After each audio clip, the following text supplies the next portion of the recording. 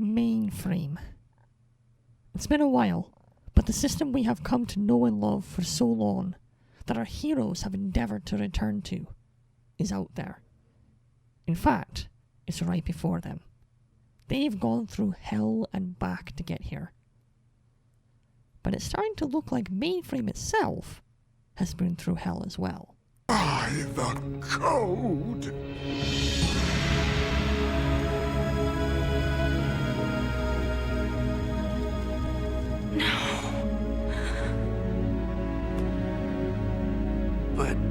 But Dot, don't worry. She's a Matrix.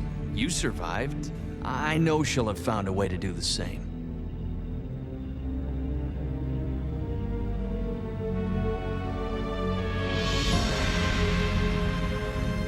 Megaframe was written by Catherine Lawrence, with story by Gavin Blair, Catherine Lawrence, Dan DiDio, Phil Mitchell, and Ian Pearson. The main cast includes Paul Dobson as Matrix, Ian James Corlett as Bob, Sharon Alexander as Andrea, Londra Baldry as Gavin Capacitor, Tony J as Megabyte, Shirley Milner as Hexadecimal, Kathleen Barr as Dot, Luis Valance as Mouse, Michael Donovan as Fawn, Scott McNeil as Hack, Error Doctor and Specky, and Gary Chalk as Slash. The title of the episode should probably betray the fact that our heroes were not going to return to a bright sunny sky where everything was peachy, but they were probably not prepared for the sheer destruction they do see. Bob, Matrix, Andrea, and Capacitor stare on in sadness for a while, until Matrix mentions that Megabyte needs to pay. Refocused, the group decide what needs to be done next. Andrea stays on board to finish helping with ship repairs, while Matrix and Bob grab zipboards and head into Mainframe to see what they can see, and hopefully find some survivors. Their first stop is the Tor, or what's left of it anyways. They find the Tor and in fact most of Megabyte's sector in absolute ruins. The firewall is also obviously gone. As the duo stare on at the destruction around them, we transition, very smoothly, to a flashback with Hexadecimal's escape. This is done really well. There's no wipe effects or anything, just a seamless movement from one time to the next. We witness Hex's destructive powers.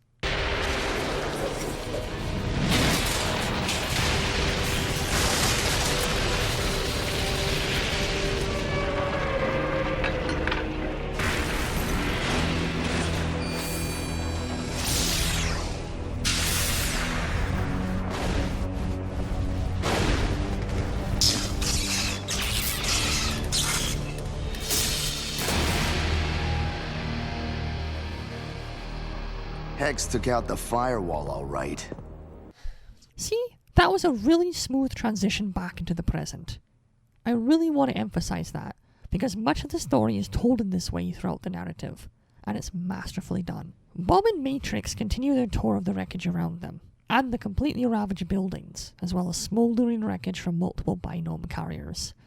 We smoothly transition to another scene of Hexadecimal fighting off armoured binome carriers by commanding nulls, and blowing Hack and Slash apart.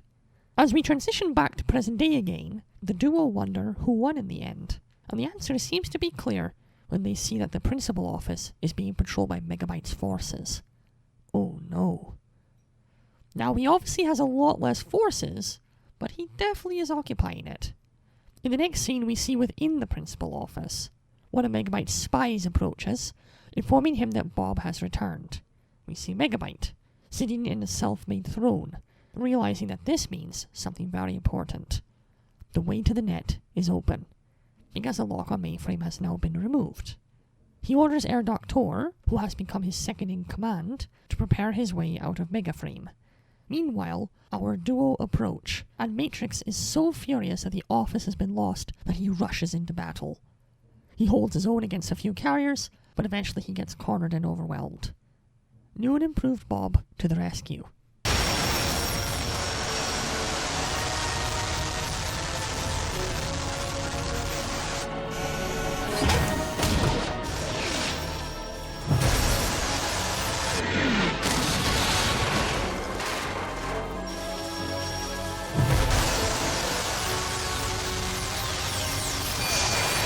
That was pretty cool. he sends Matrix and himself through the portal he creates, which deposits them onto a city street somewhere else. Bob makes it clear they're not quite up to taking on the viral forces all by themselves, and as they wander around very upset at this terrible turn of events, they stumble upon Hack and Slash. But not the Hack and Slash as they once were. They look a little worse for wear, having been repaired but not quite back to pristine condition. They make a token effort to intimidate the two sprites, but the moment Matrix makes an aggressive move, the pair tremble in fear, and Bob tells him off. A moment later, our red and blue friends recognize Bob and are over the moon to see him again, which is really cute. Once they learn the other guy is Enzo, they flip, excited to take them to see Dot. Dot's alive. The first good news they've had. Hack and Slash, clearly having switched sides, as I predicted, leads them to a little bunker somewhere where the very last of Mainframe's defenders live. The duo present Enzo to Dot, and, well, just have some tissues ready.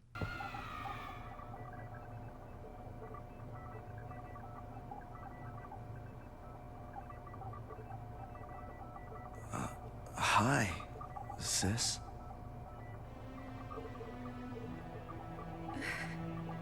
Enzo? Enzo! Oh, Enzo!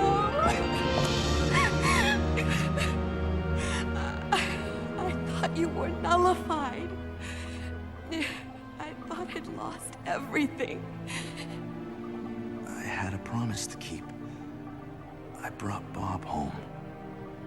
Bob's here?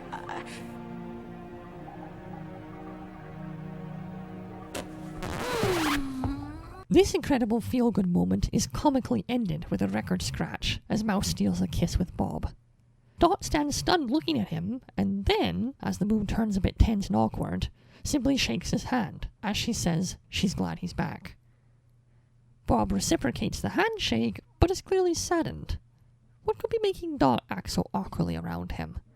Before we get a chance to ascertain that, we learn what happened with the principal office and the fate of Fawn. Again, we get a flashback scene to explain, which was the correct choice, and flowed naturally with the other flashback scenes they've already done. In this scene, we see the principal office getting blasted by Megabyte's forces. Remember, they channeled all the shield energy into the firewall, so now that it's gone, they're defenseless. Fawn tells Dot to issue an order of evacuation, just as virals enter the principal office. Fawn volunteers to stay behind and buy the others time to flee. Fawn? Go, my child. I will buy you the time you need. Hack! Slash! Yes, sir, your funkship. You will be looking after Dot from now on. But Fong? No arguments now. I rebuilt you for a reason, and this is it.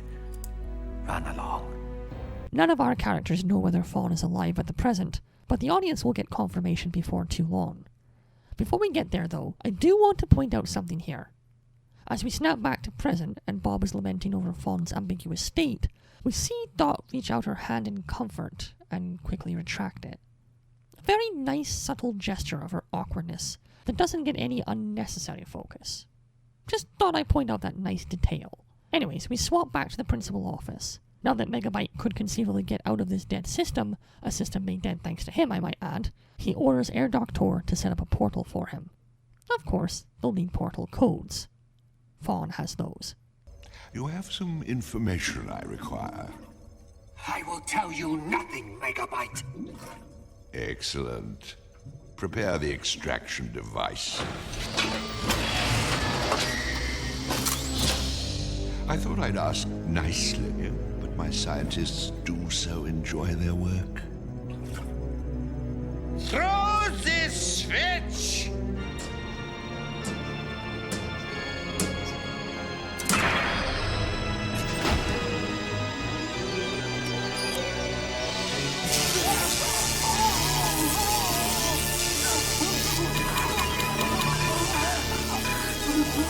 A fate worse than death? Perhaps, but he can be rescued, and it means that there is still time to stop Megabyte before he's able to escape and infect other places. Megabyte, once again, taunts Fawn, telling him to just give up the code and spare himself pain.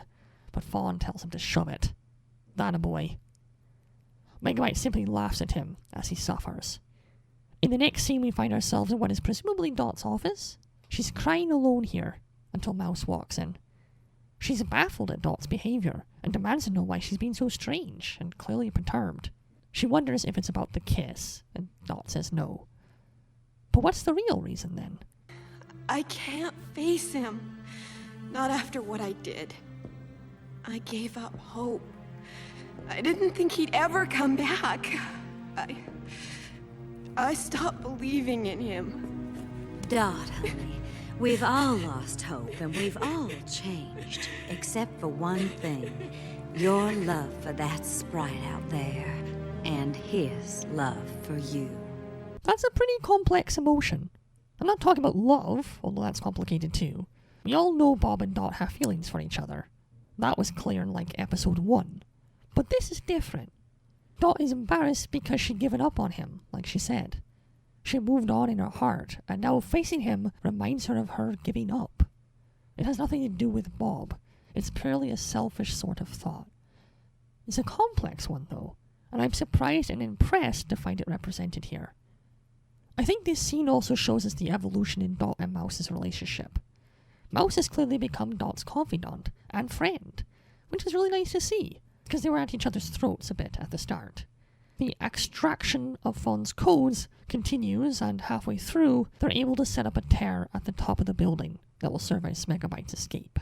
Our heroes, now including Mouse and Dot of course, head outside and see it. They immediately put 2 and 2 together, and know they have to act soon. But wait, weren't there 2 viruses in Mainframe? Fong's alive. That's the only way Megabyte could access the codes. Okay, we don't have much time. Bob?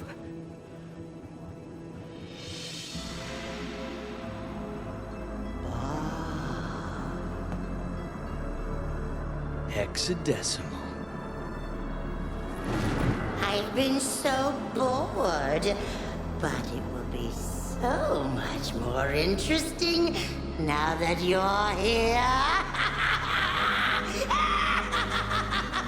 Ah, there she is. Once again, a visual treat.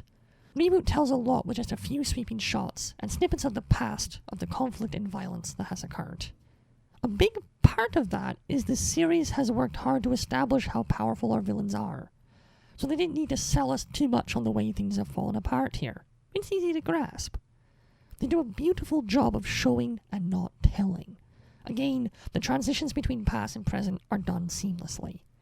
They handle the emotional side of it masterfully too, being able to slip between sadness and anger and fear and happiness when needed. You know when you haven't seen a beloved friend for a long time, and then you see them and you're just able to immediately pick up where you left off? That's how I feel returning to these characters in Mainframe that we haven't seen for a while. An emotional roller coaster preparing us for an explosive final 3 episodes. I give this tale 3 fedoras.